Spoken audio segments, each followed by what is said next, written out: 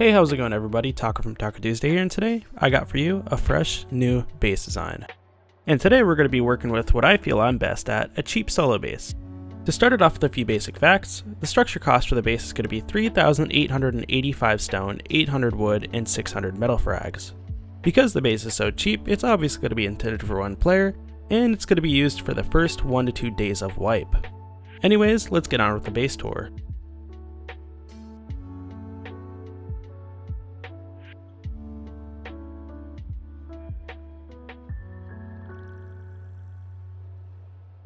Here we are at the base tour, and as you can already tell, this is a very small base in size. We'll be mostly using stone structures and sheet metal doors because this is a solo base and intended for the first 2 days of wipe. Through our first sheet metal door, we have ourselves a compact 1x1. It's very tight in area size, but nevertheless it's still easy to get through the door. So in this small 1x1 area, we have quite a bit of storage. We have 1 large box and 4 small boxes. I do not suggest storing any rare items in this sector of the base, because if your front sheet metal door gets compromised, you don't want to lose anything that has value. Anyways, we have a sleeping bag below us, and if you're scared of losing this sleeping bag, go ahead and place another one outside. A barbecue right here for cooking some food. And if we hop up here, here's those other 2 small boxes. And to our left we have sheet metal double doors. If you want to use a sheet metal single door, it's a little harder to get through, but you can still do it. So here's our main area. Right below us we have our 3 small furnaces, which is pretty nice because we can walk over these as if it was our flooring. So as you can tell from the center triangle, we have access to a lot of different structures. To the left we have ourselves our tool cupboard, a small box tucked in the back over there, and a large box to the right of that. Right above the large box we have another small box being supported by an L-shaped stair. And on the other side we have our workbench right here, a small box right up there, and a large box right below that. Now if we reopen these double doors right here, we have a split floor. So in this split floor room we have 2 small boxes, a large box, and a research bench. If you want to substitute out the research bench for another large box and 2 more small boxes, go ahead and do so. Anyhow, if you guys are enjoying the video so far and you do like the base design, it'd be much appreciated if you drop a like because it helps more than you think. But anyways guys, let's move on to the base tutorial.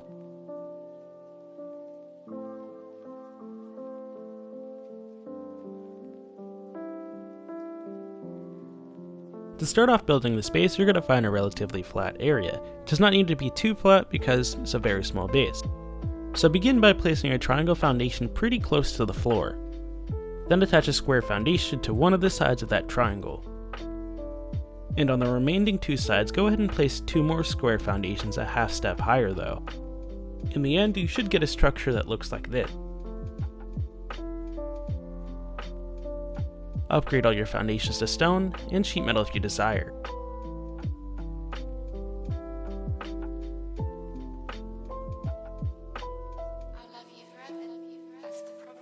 In the middle here you're going to place your 3 furnaces, but before you do so, place a large door frame. And go ahead and upgrade that to stone or sheet metal.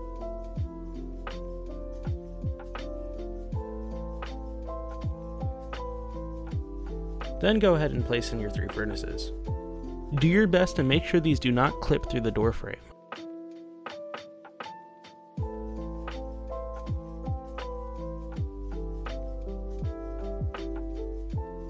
Now on the ends of these raised square foundations, you're going to place a sloped 45-degree roof and upgrade it to stone. Same thing on the other side.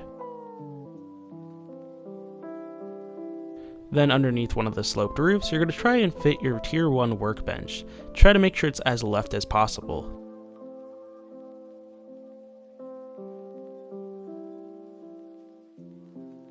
To the right of the workbench, you're going to place a large box. And from there you're going to place an L-shaped stairwell and rotate until you can get it into a position like this. I recommend upgrading the staircase to sheet metal just because it's exposed on the outside. Then you can go ahead and place a small box on top.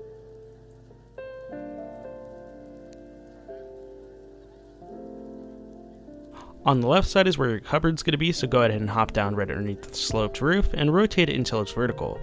Then place it on the left side of that square. Authorize yourself for building permission, and then to the right of that you're going to place your L-shaped stair like that, and you're going to upgrade it to sheet metal.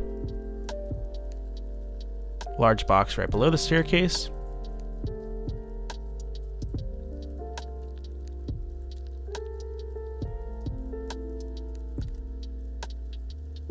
and right above the staircase, a small box.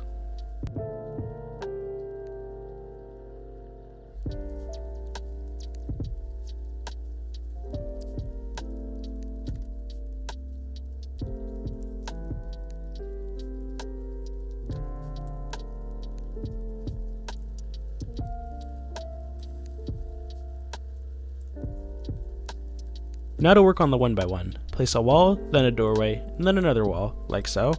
Go ahead and upgrade all these to stone.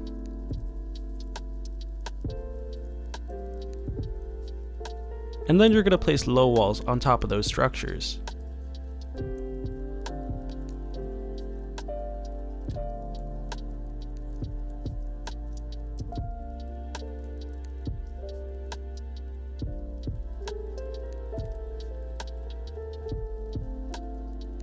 Then you're going to place a ceiling right above the door frame. And I highly recommend you upgrade this ceiling to sheet metal just in case they blow through your door, they can't pick upward.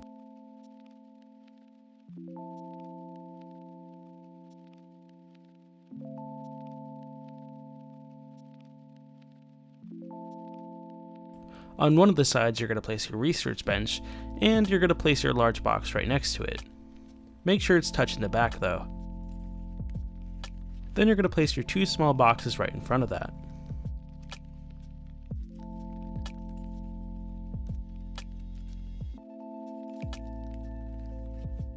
Place in the last stone ceiling and the last triangle ceiling and upgrade them to stone.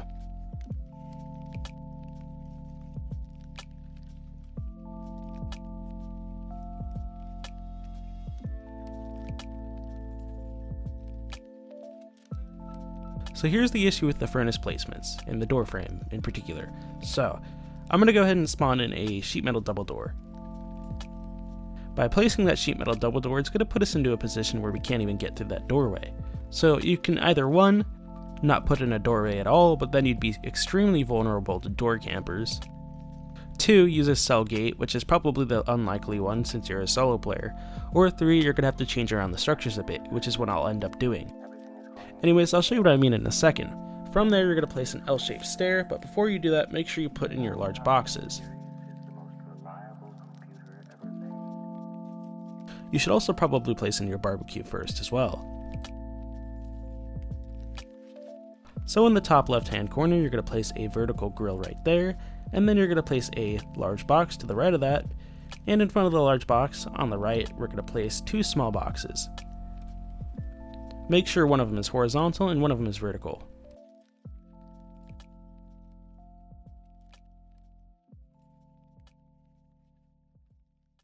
Then place in your L-shaped stair and as well as your boxes.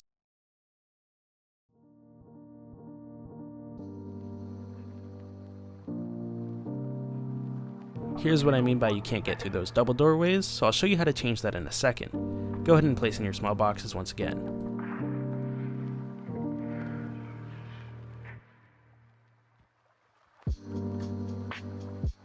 To mitigate this problem, my first idea was to use a garage door, but then I realized it was way too expensive and I scratched that idea. But to be honest, I feel like a garage door would be a lot nicer than using a double door, because it looks a lot cooler.